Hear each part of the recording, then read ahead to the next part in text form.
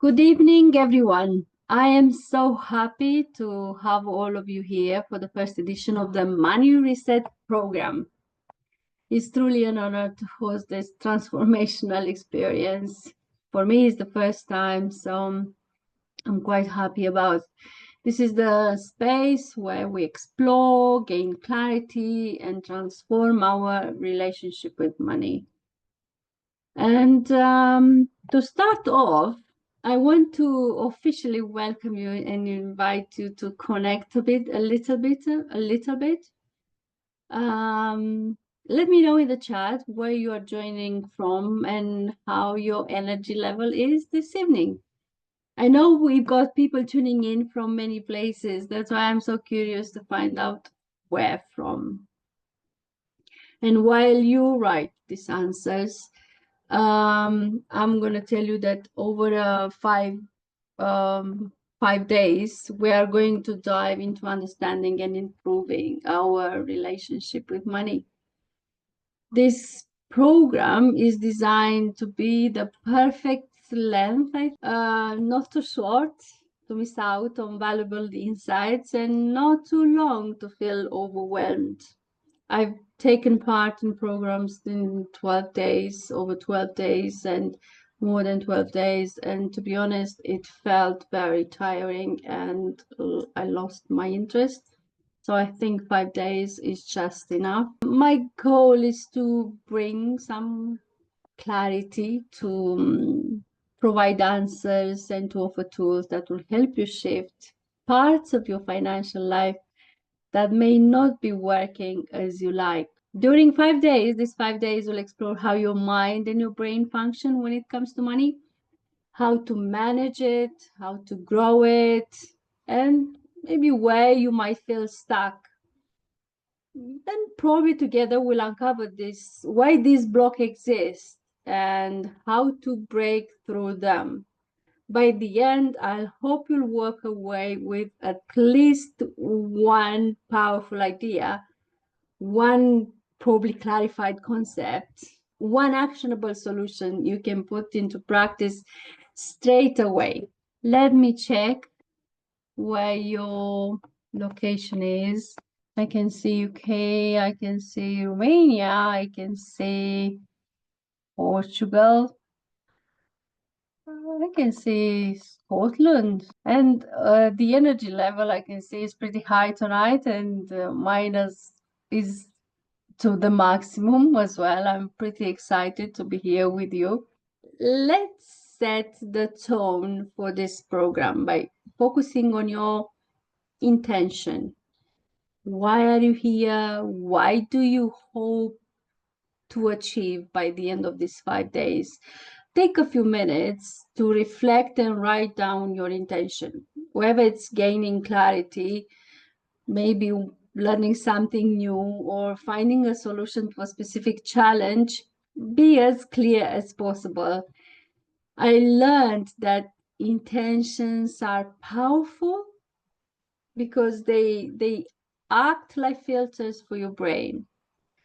When your mind knows what it's looking for, it will automatically filter and keep the information you need most. It's like setting the perfect search criteria online to get the best results. When you type in Google that you want something and you apply the filters you want to get the result you want. Take a moment and write your intention and share it if you feel comfortable doing so. This will give life to your intention and help align your mind to receive the insights and ideas that will resonate with you most during this program. Because why not? We are all here in this setup for a reason. Perhaps a synchronistic moment brought you to this group. I trust that the universe has led you to the right place at the right time to gain exactly what you need to know at this very moment. I am glad to be here because we all learn from each other. It's not like I'm teaching something and it's only you learning. Learning from you as well. So it's a reciprocity between us. So Please write your intention now and let's move forward together. Also, while you write your intention, I also want to encourage you to take notes of your own revelations, your own insights as we go through the program. Write them down somewhere because they are far more important than what I say here. What I share is one thing, but what you hear and interpret is entirely unique to you. Your perception is unique to you.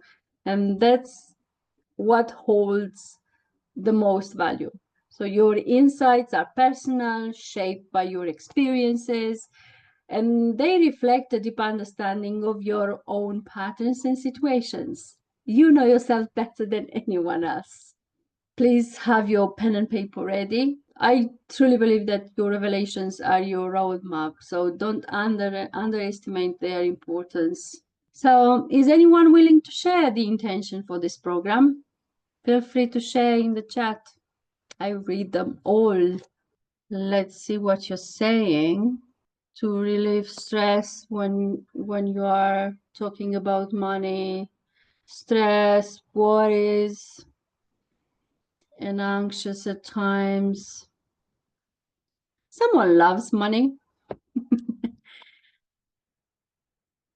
which this confidence can have a downside as well. So someone thinks that the answer is money is the answer to a lot of problems. But most of you said stressed, which is what I thought about. Let me share my slide with you. Just a second. Technology is not my good point. Here you have the program outline. I will tell you each day about it and what's going to be. This is my request before we start, so please ensure the following. Pay close attention. If there is anything you fully don't understand, feel free to ask questions in the chat. I'll address them during any pause I make. I will check the chat frequently, so please feel free to ask questions.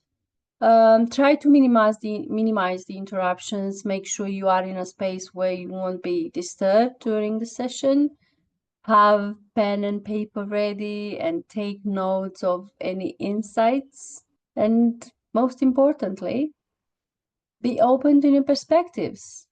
This is the key to getting the most out of this process and seeing things from a fresh angle. I'm pretty sure you will have a new perspective by the end of today. My name is Monica Dragnescu, and I am a transformational coach specializing in financial behavior transformation. With over 20 years, I think it's more than 25, but let's be gentle. With 20 years of experience as an accountant, with a track record of working with thousands of clients, both individuals and organizations, I bring a wealth of practical and professional insight to my coaching work. I'm a certified transformational coach. I'm certified in working with the Demartini method. Among other credentials, I help people heal trauma, shift behaviors, and transform their lives.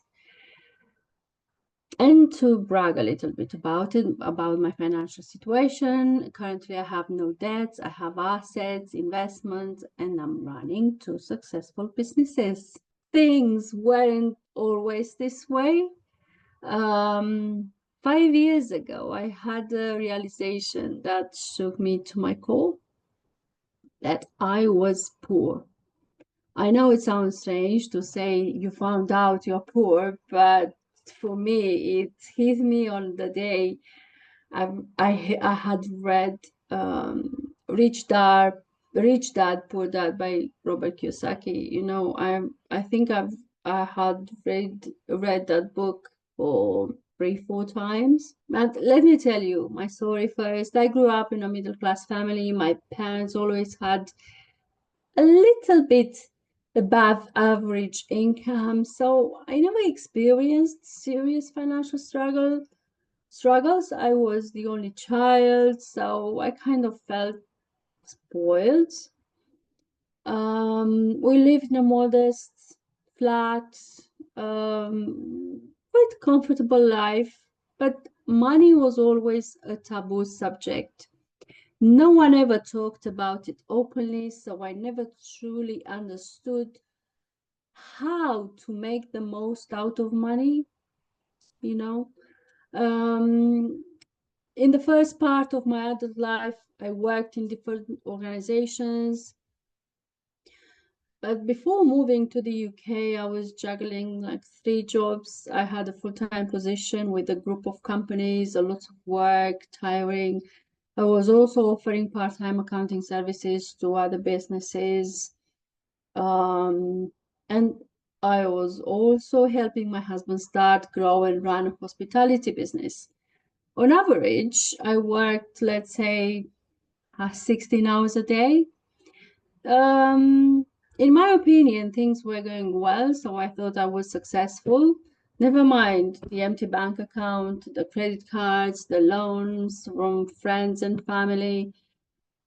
Until one day when the husband business went insolvent, so we were drowning in debt more than before to the banks, to friends, family. So after a while, we decided that enough is enough. So we have to start all over again somewhere else. And we came over to the UK. After moving to the UK, pretty soon after, I became a widow after my husband died in a traffic accident. One day, not long after that event, on my way back from work, someone left behind on a train set this book, like Rich Dad Poor Dad by Robert Kiyosaki. Back then, it didn't make much sense to me, but I read it, and it was because it was my first book to read entirely, in English. And this book stayed on my shelf for nearly 10 years until like 5 years ago when I started to have questions about money and wealth. And I started reading it again and again, and I realized I was actually on the edge of personal bankruptcy. I didn't have savings to cover even 3 months of essential expenses. I was spending money chaotically, and I had no idea where it was going. By the end of each month, I was left with nothing. No matter what I did to increase my income, sometimes something would always come up in life to drain my pockets. And at this point, I realized that I needed to change something. Despite keeping financial records for companies and others, my clients, my own financial situation was a mess and I didn't understand why. So I started educating myself about money, reading more books, learning strategies, applying different tools. Let me say this helped me to a degree, but whenever I tried to make a significant leap in building my wealth, saving more, making more investments, something would happen to pull me back to where I started from. So that's when I realized that the problem wasn't external, it was internal. And while training in transformational coaching and practicing a lot, and I realized that I had a lot of limiting beliefs and patterns that were holding me back. So I never knew I had these beliefs, but apparently the subconscious mind is so good at hiding things. These beliefs made me feel like I didn't deserve more, that it was dangerous to level up financially. So understanding this, only this was the turning point for me. A big part, and what else I understood what kept me stuck was feelings of guilt and shame. So I started searching within the personal development world for ways to address these emotions, not just to treat the surface, but to understand and transform what was holding me back. So over the years, I've learned how powerful it is to work on these emotions, and I've applied these lessons to my own life, especially in the area of money. You can apply these tools to any area of your life, regardless that is social, spiritual, professional, mental, family. You can apply it in any area of your life. But my problem was money. And the results have been life changing for both me and the people I worked with. As I told you, I don't have any debts at the moment. I don't have credit cards. I have assets and I have investments. And in a way, I have a secure future for my daughter as well. So today, I want to help you start your own journey towards financial clarity and abundance by helping you understand the blocks that might be keeping you stuck. This isn't about quick fixes or empty advice. It's about uncovering the deeper reasons behind your struggles and starting to shift them. I would like to help you to explore the why behind your current situation, why certain financial patterns keep repeating, and why you might feel stuck no matter how hard you work. So, and also building some awareness and confidence, because when you know what the problem is about, it's very easy to feel a little bit empowered to take the next steps. So that's my goal for you. In my researches and in my time looking for answers, one of the questions that fascinated me the most had been, how do I attract money, keeping it, stop losing it, and of course, raise my financial level, my quality of life, no? Because we all then want that. And I realized that there is a clear distinction of the mindset in the mindset of people who are very wealthy compared to those who are less so. And this difference lies in their mentality and how aligned their mindset is with their goals. The most powerful things I've found, it was about the universal laws. But we all have the same traits, actions, inactions in equal measure. You, me, Trump, Bill Gates, we are not different in essence. We are different in the way we think and the form. So, but because they think differently, they have a different form of wealth. So you've likely heard of the famous law of attraction. It's everywhere. It says that we attract what we are, but in practice, I resonate more with the name of the principle of vibration. We attract things that are on the same frequency as our minds. Over the time, I spend a lot of time reading and reflecting and asking myself, how on earth do we set that high frequency? It's not as simple as adjusting the radio dial or pressing a button to tune into a higher frequency. It's not that easy. And what I discovered, though, is that raising our frequency is directly connected to dissolving the mental blocks that keep our mind stuck on a low frequency. And as you may know, emotions vibrate at different frequencies. This has ever been scientifically proven in recent years, thanks to what has been discovered in neuroscience and deeper studies of the brain. So when we live in lower emotional states like guilt, shame, fear, frustration, pride, believe it or not, anger, and so on, our minds vibrate at those frequencies. The key to raise our vibration is improving the quality of emotions we feed our minds. So by moving up the emotional spectrum towards higher state like joy, presence, balance, certainty, gratitude, inspiration, can hold our minds at a higher frequency. This shift is really critical because it aligns us with the kind of life we want to create. I realized at some point that, okay, I understand that these frequencies exist. It is clear that we can't live every day meditating for 7 hours just to raise our frequency. Not all of us are built that way, right?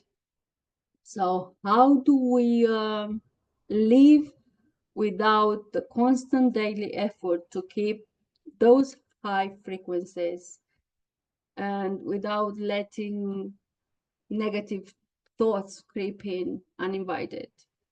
This led me to an insight. There are specific mental blocks in our minds that trap us in a loop like a hamster on a wheel. And these blocks keep our mind stuck at low level emotions. The more we can dissolve these blocks and free our minds from these energetic traps and weights, the more naturally our energy will elevate and will rise. There is a scale of emotional frequency, and it's called the map of consciousness, and it was made by Dr. Hawkins. You can see here in the next slide. The numbers are the frequency they vibrate on, and you can literally understand that the lower you are, the more blocks you have, the more you go up, you have less blocks, and it's easier for you to be inspired and be grateful and take actions from a place of love. The Hawkins scale is a way to measure how people feel or think, from bad feelings to good feelings. It goes from, as you can see, from 0 to 1,000. He made this scale to help people understand their feelings better. But before going further, how does it feel like so far? Yeah, manifestation and vision boards don't work by themselves because of this frequency, of this vibration. If you don't work on your blocks, just looking at the vision board or manifesting, saying some mantras or incantations, repeating the same thing again won't work at all. It's really important that you first dissolve the blocks, the heavy burdens and past pains, so your life improve in general. No surprise there. I have no doubt about it. Let's say we set a financial goal. Now let's go back to vibration a bit. We say we set a financial goal. Maybe you want to earn 3 times more, 7 times more, or double your income, whatever it is. As soon as you set that goal, so you are here and you set the goal, you want to take a leap, whatever it is, as soon as you set this goal, a gap appears between where you are now and where you want to be. To bridge this gap, you need to uncover the mental blocks that stand between you and your goal. And once you find and dissolve them, your energy rises to match the level of your goal. And that's why looking at vision boards and saying affirmations don't work. We need to clear the blocks. Does this make sense to you? Because it does to me. So I would like to check with you if you feel, if you are on the same length with me. Think of it like this, imagine you are standing on one side of the river and your goal is on the other side. To cross, you need to build the bridge. The blocks are the obstacles stopping you from building that bridge. If you don't find them and dissolve them, you'll never be able to move from one side to the other. The process of growth isn't just about wishing or working harder, it's about clearing the way. By addressing these internal barriers, we can align your frequency with your goals and achieve them. It's about transforming your mind to match the vision you want to create.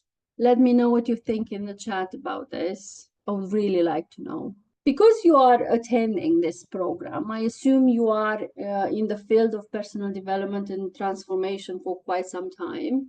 And you already know that we all have a conscious mind responsible for logic thinking, and we have a subconscious mind responsible for keeping us safe. The fact is that 95% of our decisions are made subconsciously, and only 5% come from your conscious, mindful mind. So think about it. Most of the time, you are running on autopilot, driven by beliefs and habits you don't even realize you have. The human mind, especially the subconscious, has one primary goal, as I said, survival and keeping you safe. That's its core function. And it doesn't concern itself with high aspirations, with logic, because that's why we have the conscious mind. Yeah, we have the prefrontal cortex that takes care of that. The subconscious is hardwired for one thing, keeping us alive. To achieve this, it must label every experience or situation or stimulus it encounters as either positive or negative, supporting or threatening, a plus or a minus. And why does it do this? Because in nature, a long time ago, survival is dictated by two fundamental threats. One is starvation, which is the fear of being without resources or prey, yeah, and becoming a prey, the fear of meeting a predator or something harmful. How do we translate this into our life? You will find out soon. The subconscious mind has evolved to ensure that neither of these outcomes happen. However, it's running on ancient programming, often far removed from realities of modern life. They are very old and they are outdated. It only assess whether it aids our survival or threatens it. This plays out in the subconscious. The mind makes these judgments about both external world and internal world. External world meaning people, events, objects, and internal world is traits, behaviors, and perceptions. And now we are going to go a little bit deeper into this. The mind labels anything that supports survival as positive, attaching itself to these things. These are what we might call our prey, the things we chase or cling to because they promise safety or reward. For example, a parent who praises us, or a friend who smiles and offers support, role models or leaders who provide resources or guidance. The subconscious forms attachments and addictions to these positives, admiration, praise, protection, material benefits, or emotional security. These attachments often evolve into dependencies or expectations. On the flip side, that you can see on the drawing, the mind labels anything as it perceives as threatening, as a negative, something to avoid. These are our predators, the things we fear or resent. For example, criticism that threatens our sense of worth, exclusion that triggers feelings of abandonment or physical or emotional pain inflicted by others. And the mind reactions is to avoid, fight, or run from anything associated with these negative experiences. In the internal world, we have those two poles again. The same survival mechanism apply to how we perceive ourselves. Internally, we form attachment to traits and behaviors that we believe will secure our survival. For example, I must be smart because it earns me respect. I should be funny because people include me when I make them laugh. Yeah.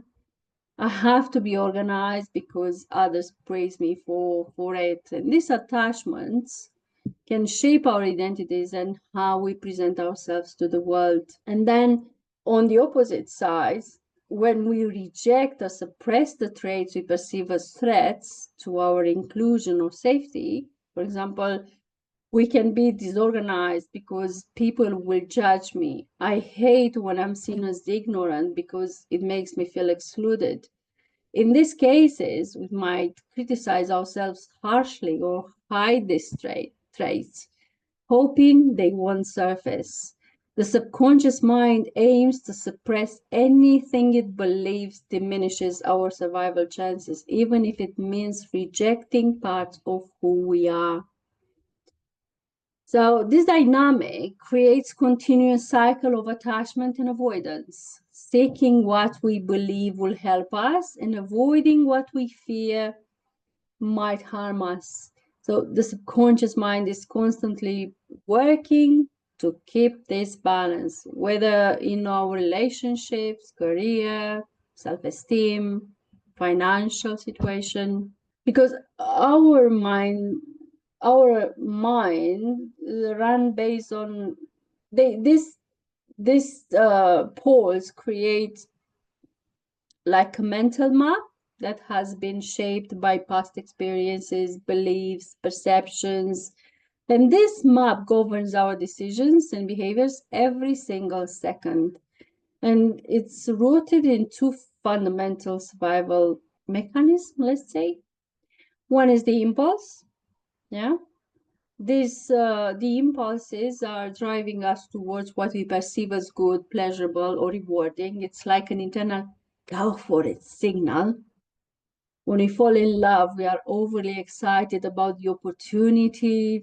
Our rational thinking takes the backseat. We don't think rational anymore. We don't moderate ourselves and we ignore potential risks or downsides. We become convinced that this person, thing, or situation is only good and will bring the salvation. But reality often shows up otherwise, doesn't it? The very thing we were impulsively drawn to can later reveal challenges or even harm. And the second mechanism is instincts. And this make us run from what we perceive as threats or discomforts. It's the avoid at all cost signal.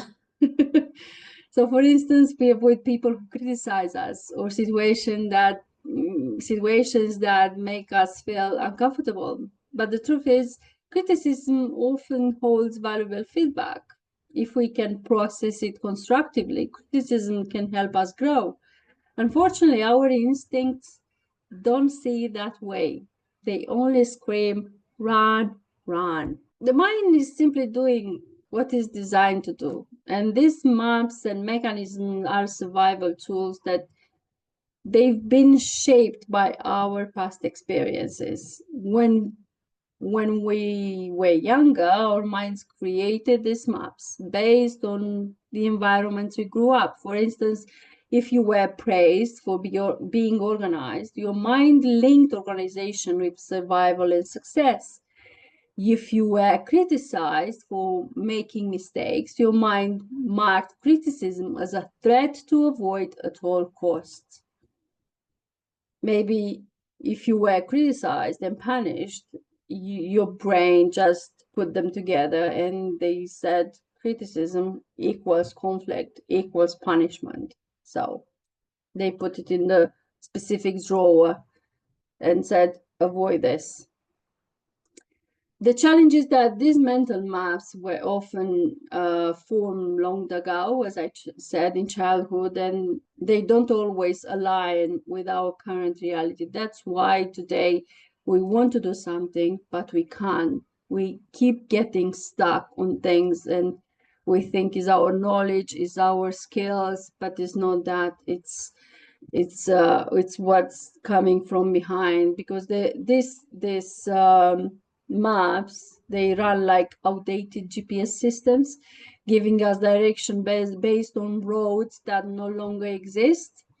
For example, with the impulse, yeah, you might chase after every opportunity that seems promising, because in the past, praise or rewards were tied to being productive or successful. With instinct, you might avoid taking risks or facing difficult feedback because your past experiences taught you that failure and criticism equals danger. This mechanism, while initially created to protect us, can now keep us stuck in loops, preventing us from growing or seeing the full picture.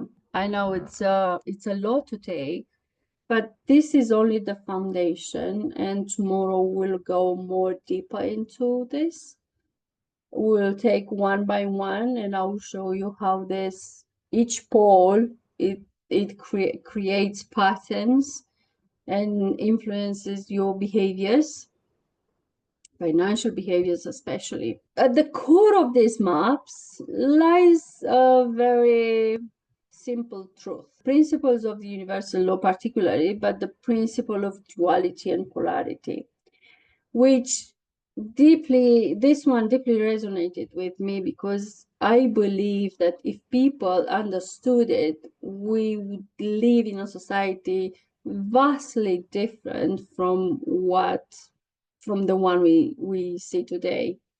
And this principle teaches us that everything in existence has two poles, a positive and a negative, a light and a shadow.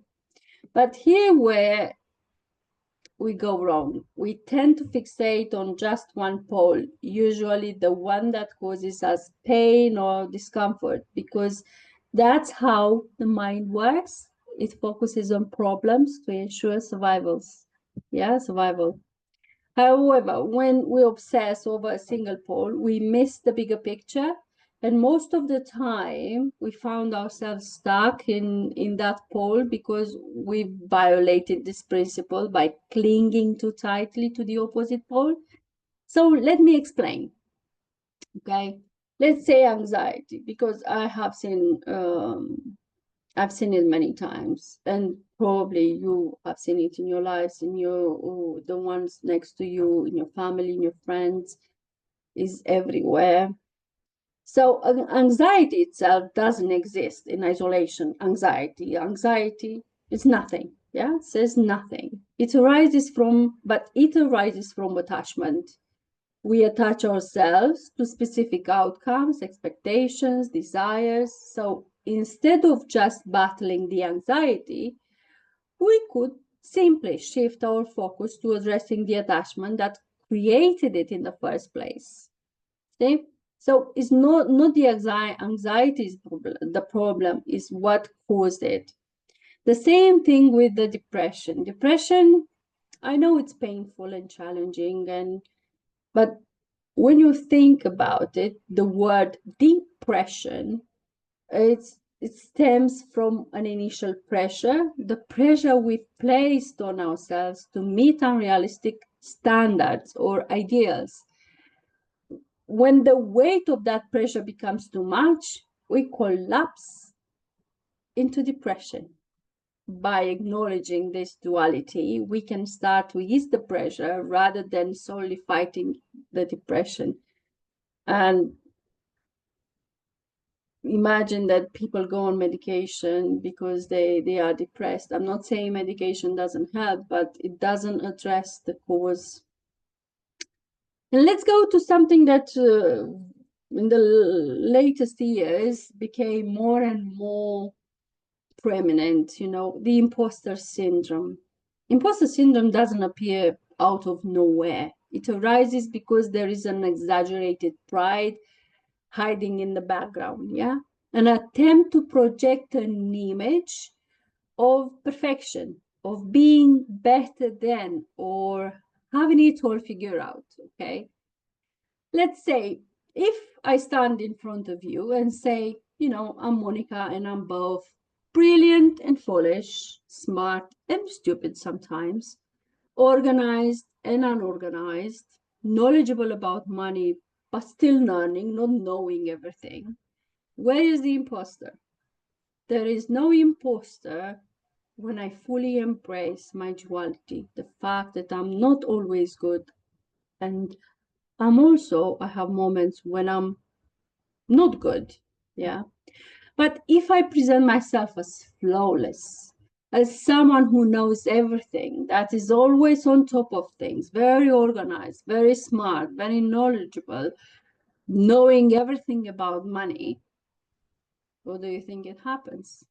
The imposter grows louder because deep down, I know it's not true. So suffering often comes from violating the principle of duality. Yeah. For example, when we say someone disappointed us, okay, but if we look closely, we all see that we first deceived ourselves by placing them on a pedestal or having unrealistic expectations about them. We struggle with negative emotions without seeing the positive, which is the other side of the same coin. Yeah. These insights might feel simple, but they are profoundly impactful. When we do not understand the duality, we hold on to pain, we keep ourselves trapped in patterns and create unnecessary suffering.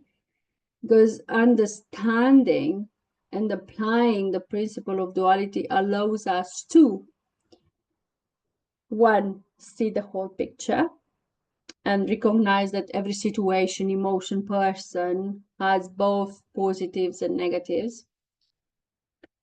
But you have to be very strong to admit that about yourself, because the subconscious is telling you, how can you think you are not always good? Yeah. So this awareness helps us step out of the victimhood and takes us into a place of balance. Second, allow us to release attachments by finding and letting go of the attachment that create the imbalance. We can free ourselves from anxiety, depression, unrealistic expectations on all sorts of things we might not like to feel. Three is embrace authenticity. When we own both sides of ourselves, our strengths and weaknesses, our successes and failures, we no longer feel the need to hide and pretend. So there's no shame and guilt. Yeah. So this isn't just a theory, it's quite transformational. There is a method I work with, and I use these principles. We can dissolve the mental and emotional block that keep us stuck and open ourselves to a more balanced and fulfilling life. And to sum up, our mind keeps us trapped in the desire of a single pole. Yeah, always chasing the positive and avoiding the negatives. It craves support without challenge, prey without predator, ease without difficulty, familiarity without the unfamiliar, praise without criticism, friends without enemies, pride without shame, and so on. We can keep going till morning. This desire for only one side, born from our primitive mind, remember, is where our suffering begins. Why? Because if we want a plus without minus, but fail to understand that, like a magnet, yeah, a magnet is always whole. How could we achieve that? If you try to split a magnet to isolate one pole, will you ever get just one side? No, if you split the magnet, no matter how small the pieces are, you will still get two poles on each piece. So, in fact, you will only multiply your challenges. So, each of us perceives these poles differently, the four poles you have. We attach to some things, we reject others, and no two people experience life the same way. What we cling to, what we push away, literally comes down to our individual programming and experiences. So I will come to you with an example about the perception. And but before that, I would like to ask you, how is it so far? Do you think I'm talking crap, or do you find it interesting? I'm glad you find it interesting. I'm really glad. So you already see the patterns in your life, the attachment, and how you put people on pedestal, and you are trying to copy them. I really love this insight. Yeah. I'm so happy at least one person has it. The authentic self, you know, the top of the map of consciousness, there where there is love, joy, peace, alignment, is the same as there where is the authentic self, the love and centered, we are centered, where plus equals minus, there is neutrality, and you see everything from a neutral point. You are not balanced anymore. You are not up or down. So that's where all the goals get achieved. That's where you take action. So that's really, really important. Let me go back to the moment that helped me understand how differently people function based on their internal models, internal maps. It's very simple. I once saw two mothers with their children. They stopped at a stand, left their kids briefly next to them, and stepped away to buy something. One child was absolutely distraught, crying and screaming for their mother, while the other was completely unbothered and continued playing. And this was my daughter, to be honest. And the mothers behaved the same way with their kids, but the children reacted in completely opposite ways. I wonder what's different about these kids? Why was one so deeply attached while the other didn't seem to care? It wasn't just about the attachment style, because many can say that is the attachment style to their mother. It was about how each child perceived the world. One child likely perceived the mother as always being present, and therefore feared that he would be abandoned when she left. And for that child, the mother represented safety and salvation. And being without her, it wasn't imaginable, you know. And the other child perceived that life without the mother was perfectly fine. In fact, they probably felt freedom to play and explore. For this child, there was a balanced perception. The mother's absence wasn't a threat. So it's the same. Let's say it's raining on a beautiful summer day. It's raining, and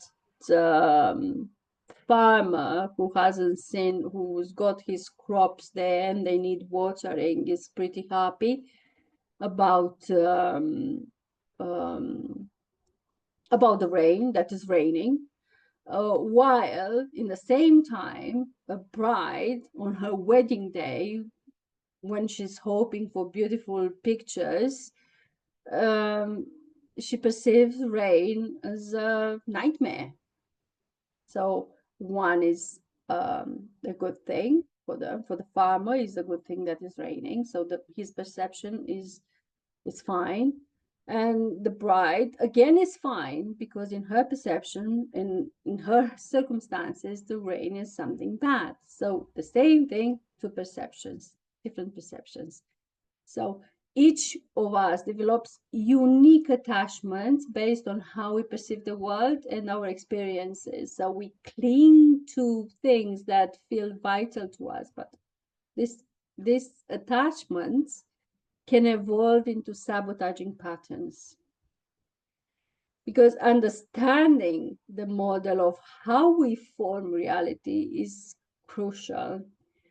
Once we know how these attachments and perceptions develop, we can find and work through our own unique cases. You can ask, what's my biggest attachment? What am I clinging to? What are the things my mind has latched onto so tightly that they now create sabotaging patterns in my life?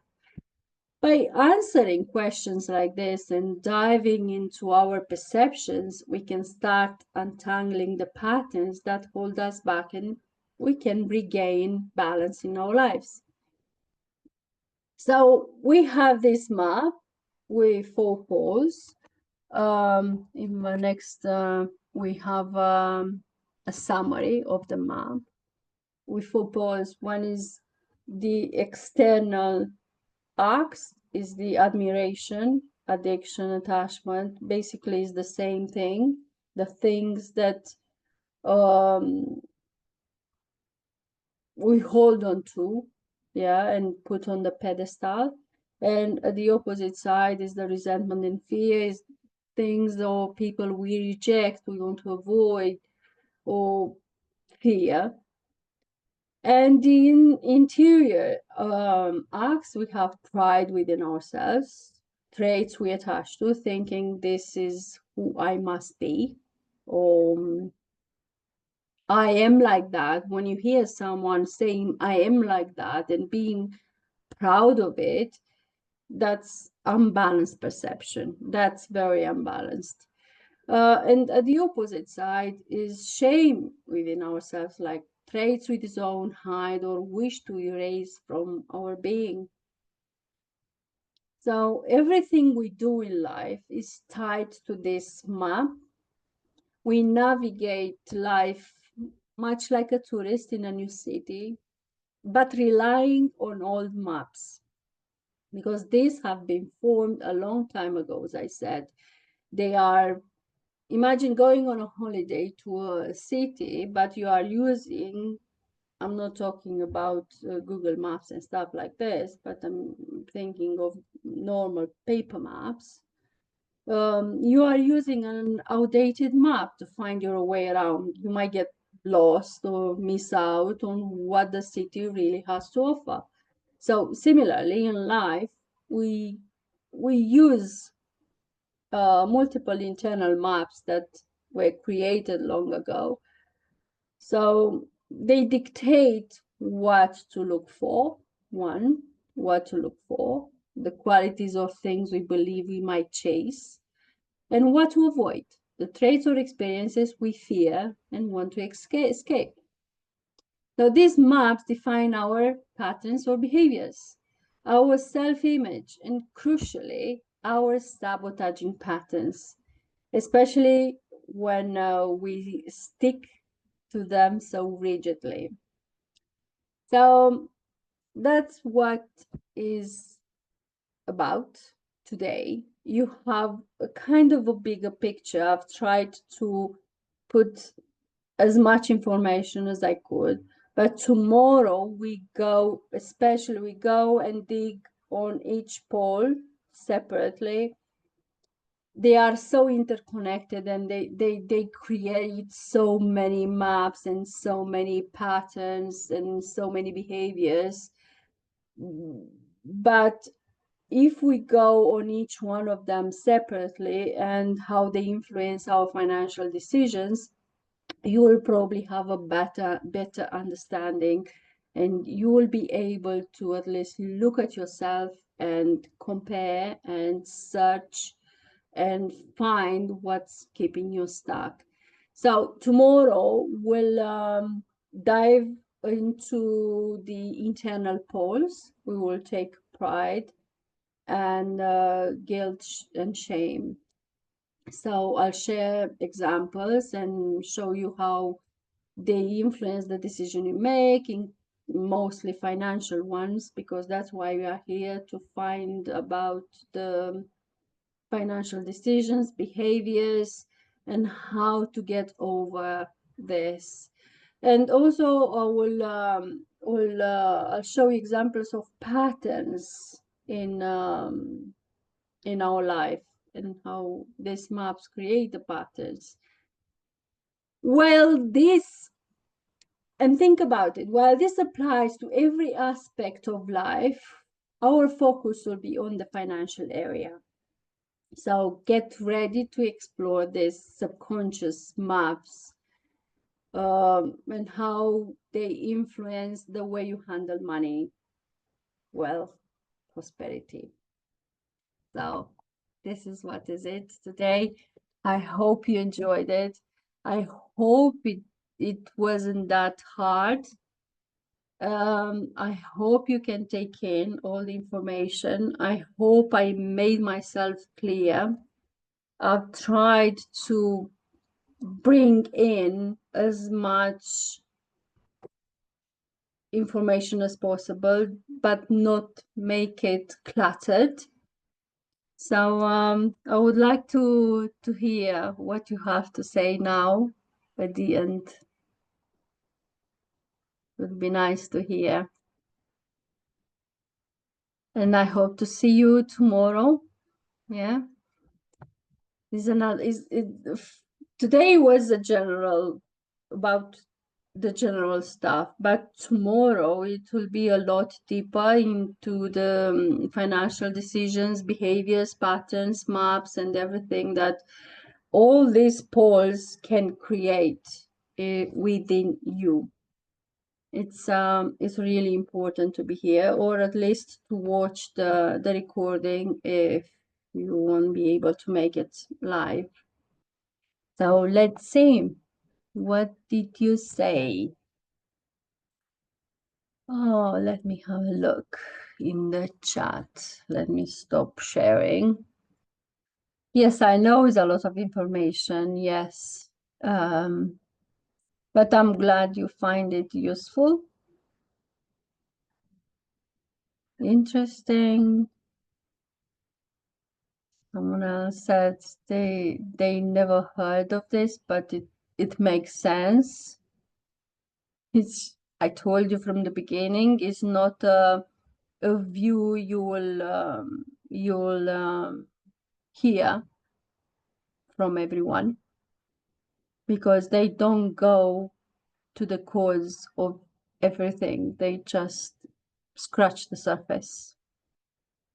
And by giving away budgets and strategies and frameworks and blueprints, they don't help you in any way, because they force you to think in a way you can't. So yeah. So I'm glad you're here tonight. So I'll see you tomorrow with more insights. Hopefully. Have a good evening.